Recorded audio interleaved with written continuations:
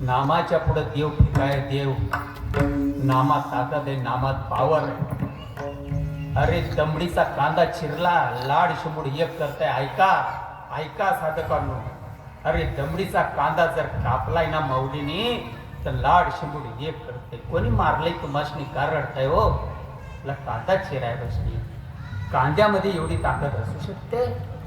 असू शकते का बोला बापू? कांद्यामध्ये एवढी ताकद असू शकते? अनंत ब्रह्मांडापेक्षा भगवंताचं नाम मोठं आहे. क्या बात है. मूर्ती लोक हा एक ब्रह्मांड आहे.